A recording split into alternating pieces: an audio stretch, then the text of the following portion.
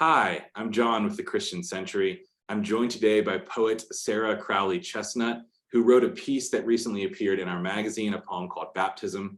We're going to chat about that piece. But first, Sarah, why don't you tell us a little bit about yourself?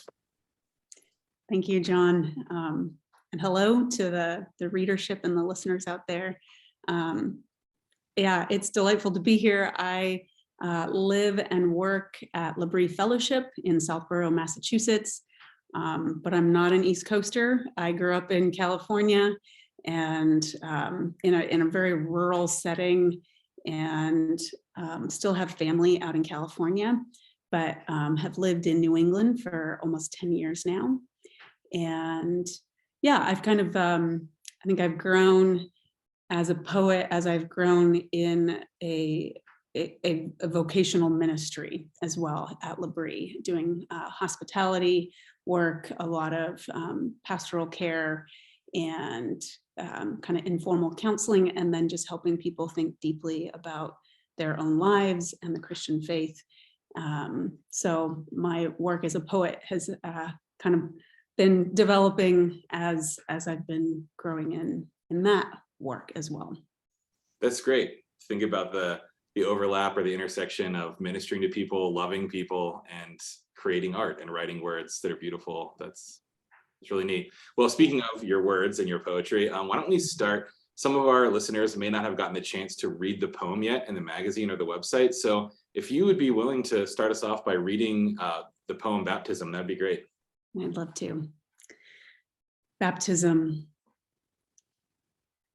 I watch my father lean hard across the ski boat's wake, slow beyond the furrow, absorb the rope's slack, pause, then torpedo back toward the low sun and the western bank. At last, I see what this mingling of water, oil, throttle means. Engine bawling, he skims across the spray. Once, so young, I didn't think to be afraid. He and Mom roused me before dawn to feel the tug. The water will be like glass. Your feet go on my feet. Hang on between my hands. Take a deep breath and hold it till we're up. Now I watch him throw the rope, toss arms to sky, V of a victory cry, silhouetted and sinking like a seed. The water drinks him down. We circle back, and there he is, buoyed up and newborn, glistening like a grin. Oh, glistening like a grin. I love the ending of the poem. I do some writing, but I'm not poetry. So I'm always kind of fascinated of how people write pieces like this. So I'm curious if you have a normal process for writing poetry, or if in this piece particularly, there's a story to how you compose this poem. Yeah, well, yeah, I always wish that I had something more substantial to say on this front in terms of process, like a real, faithful discipline. I don't have that. I have a lot of years of continuing to be pulled back to poetry and writing, sometimes like in really concentrated stretches, and sometimes, not writing for months on end. But yeah, kind of writing in the margins of life a lot. And so, but this poem, I think I wrote the first draft of this when I was doing my arts thesis project for my master's at Regent College back in 2008 or 9. I would have drafted this poem, and it's it's gone through so many different forms and shapes and iterations, and then over the last couple of years I've been working again, kind of in fits and starts, but more in a more focused way toward a book length collection of poems. So I revisited this poem, and I think I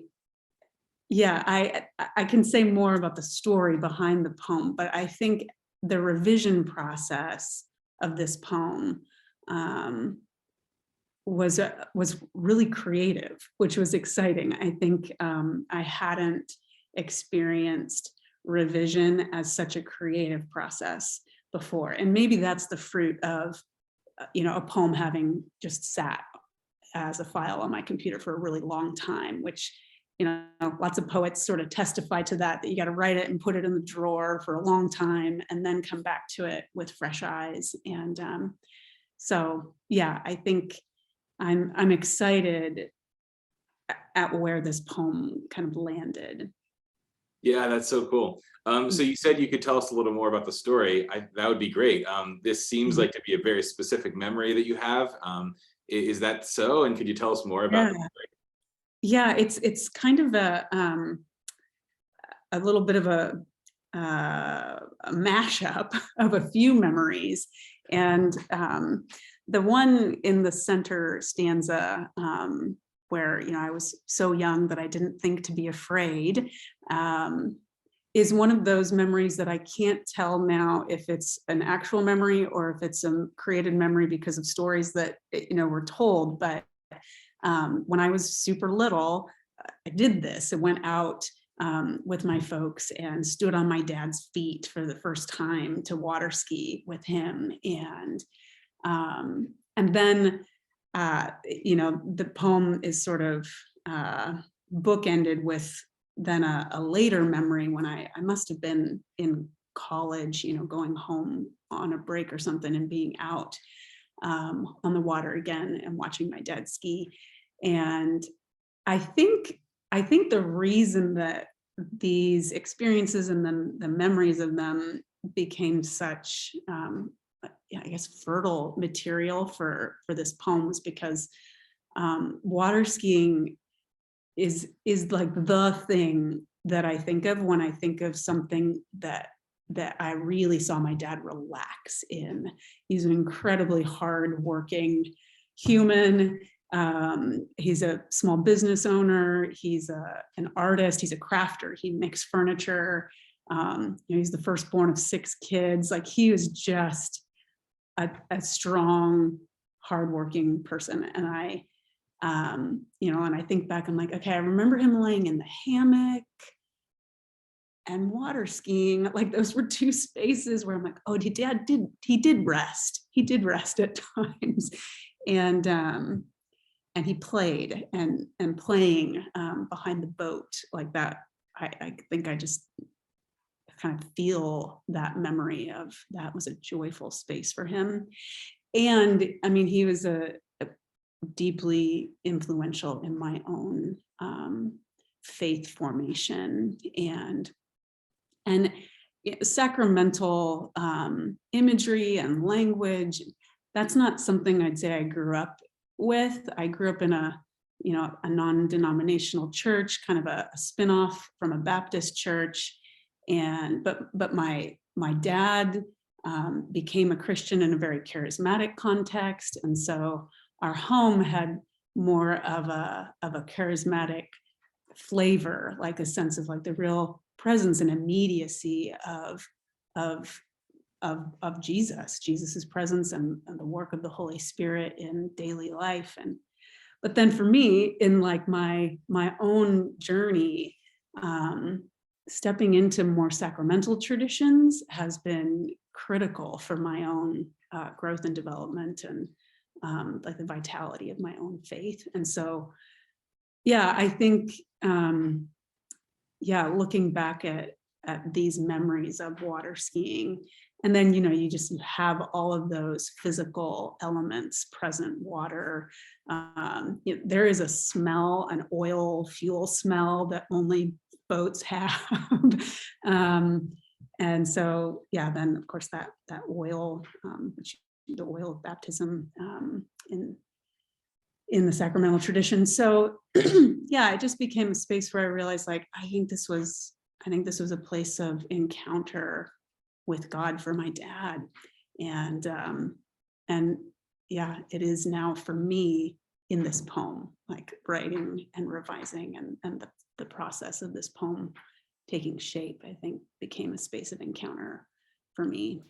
Yeah, thank you. That really adds a lot of Mm. really cool context to this poem. And I spent plenty of time in non-denominational and charismatic contexts, and Yeah. now am in other Christian contexts. And so, yeah, that all really makes sense to me, and I appreciate that. Bringing your own kind of Mhm. faith journey into your reflection on this memory Yeah. is really cool. Yeah.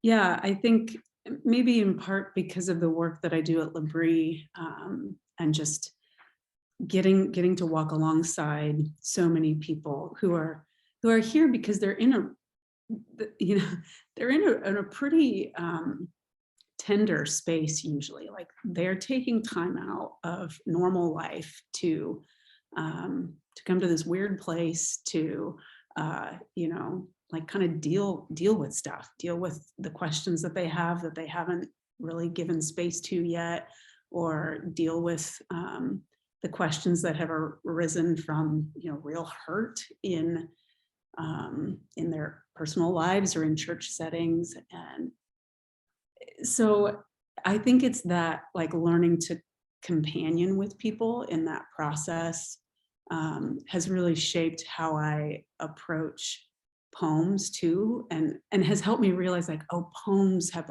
been a space for a long time for me where I feel like that happens. Like, a poem or a particular poet might become a companion for a while, and then to try to let myself grow in letting the writing process be a process of discovery and learning, and rather than write what you know, it's like, try writing what you don't know and see where that takes you. Right, yeah, I've heard other poets, I think I first heard Scott Cairns say this, like, if you haven't learned anything, or you haven't discovered anything through writing this poem, your reader isn't going to either. And so, yeah, just like stepping into that. Yeah, that's pretty Creative. rich. I mean, poetry as companionship. I'll have to ponder that some more, but that's well, we could probably talk for a long time, but I think it'd be really cool if you would read the poem for us one more time. We could listen to it now Yeah, with some of the additional insights you've given us here today. sure. Baptism. I watch my father lean hard across the ski boat's wake, slow beyond the furrow, absorb the rope's slack, pause, then torpedo back toward the low sun and the western bank. At last, I see what this mingling of water, oil, throttle means. Engine bawling, he skims across the spray. Once, so young, I didn't think to be afraid. He and Mom roused me before dawn to feel the tug. The water will be like glass. Your feet go on my feet. Hang on between my hands. Take a deep breath and hold it till we're up. Now I watch him throw the rope, toss arms to sky, V of a victory cry. Silhouetted and sinking like a seed, the water drinks him down. We circle back, and there he is, buoyed up and newborn, glistening like a grin. Thank you. Anyone out there who would like to read this poem, if you hadn't had a chance in written form, the link will be below in the video description to the poem on our website. Sarah, thank you so much for being here today and chatting about this poem. It's been a joy. Thank you.